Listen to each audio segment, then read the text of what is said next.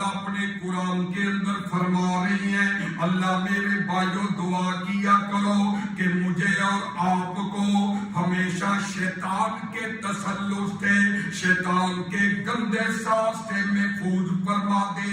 اور یہ کب ہوگا؟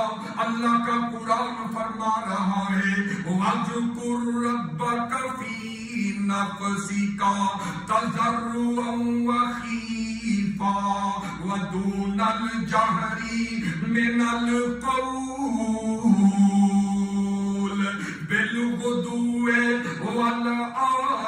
والآصال ولا تكن من الغافلين. غفلت کرنے والوں میں سے نہ ہو. اور یہ آج ہماری غفلت نہیں تو اور کیا ہے. ہمیں صبح شام کے اذکار اتنے پیارے وہ ہمیں نہیں آتے. ہمیں صبح شام کے اذکار سے اتنی غفلت ہے کہ ہمیں یاد نہیں ہے. تو پھر شیطان مسلط نہیں ہوگا تو کیا ہوگا. اور ذکر الہی سے غفلت کا دوسرا خطرناک میرے بھائیوں نقصان کیا ہے کہ اس بندے کو اللہ بھلا دیتے ہیں. دنیا کے اندر اگر کوئی کسی عزیز کو بلا دے تو وہ کتنی انسلٹ محسوس کرتا ہے, وہ کتنی اپنی بے عزتی محسوس کرتا ہے کہ میری کوئی عزت نہیں ہے. تو میرے بھائی جس بندے کو اللہ بلا دے اس کا ٹھکانہ کہاں ہوگا. جس کو اللہ بلا دے اللہ یاد نہ رکھے وہ بندہ کتنا بد نصیب ہے.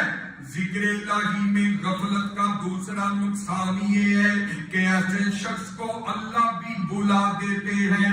مطلب یہ ہے کہ اللہ تعالیٰ ایسے شخص کو اس کے نفس کے سپرد کر دیتے ہیں. اس کے نفس کے سپرد اللہ کر دیتے ہیں. وہ شخص پھر کیا کرتا ہے جس کو اللہ بلا دیتے ہیں اس کے نفس کے سپرد کر دیتے ہیں. وہ پھر حیوانوں کی طرح اپنا وقت ضائع کرتا رہتا ہے. یہ حیوانوں کی زندگی آپ دیکھیں یہ کیا ہے. یہ وقت کا ضیاع ہے. کوئی مقصد نہیں ہے ان کا جینے کا. لیکن ہمارا مقصد ایک ہے اللہ کو راضی کرنا, عبادت کرنا اس کی. اور جس کو اللہ بلا دیتے ہیں نا پھر وہ اپنا وقت بھی حیوانوں کی طرح گزارتا ہے.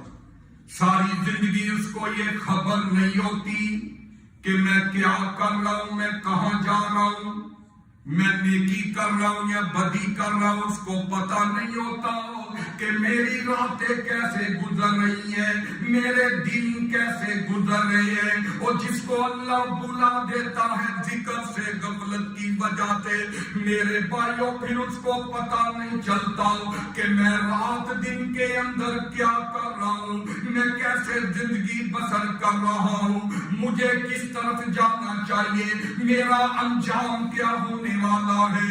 اللہ کا قرآن اعلان کرتا ہے سورہ توبہ نکل آئی ہے آیت نمبر 27. اللہ فرماتے ہیں نسوا اللہ فنسیہم. انہوں نے اللہ کو بلا دیا, اللہ نے ان کو بلا دیا. انہوں نے اللہ کو بلا دیا, نماز چھوڑ دی, تلاوت چھوڑ دی. اپنے دل سے پوچھو دن رات کے اندر 5 نمازیں ہیں, کتنی نمازیں ہم پڑھتے ہیں. اپنے دل سے پوچھو کہ صبح اٹھ کے ہم قرآن کی تلاوت کتنی کرتے ہیں. اپنے دل سے پوچھو کہ صبح شام کے اذکار کتنے لوگ کرتے ہیں.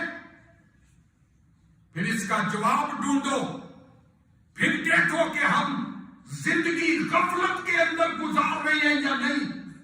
اور ہماری زندگی غفلت کے اندر گزر رہی ہے تو وہ نجات کا ذریعہ نہیں, وہ ہلاکت کا ذریعہ. اور ہلاکت کا اور اللہ کے ذکر سے غفلت کا دوسرا نقصان بیان کرتا ہوں. نسوا اللہ فنسیہم. انہوں نے اللہ کو بلا دیا. اللہ بھی بڑا بے نیاز ہے, اللہ اتنا بے نیاز ہے. قل هو اللہ احد اللہ الصمد لم یلد ولم یولد ولم یکن لہ کفوا احد۔ اللہ بے نیاز ہے میرے بھائیو، آؤ غور کرو، تم نے اللہ کے ذکر کو بلا دیا، اللہ نے تمہیں بلا کر کے رکھ دیا۔ اسی نقصان کو بیان کرتے ہوئے ایک دوسرے مقام پہ سورۃ الحشر آیت نمبر 19 نکال آئی ہے۔ اللہ فرماتی ہے وَلَا تَكُونُوا كَالَّذِينَ نَسُوا اللَّهَ فَأَنسَاهُمْ أَنفُسَهُمْ أُولَئِكَ هُمُ الْفَاسِقُونَ۔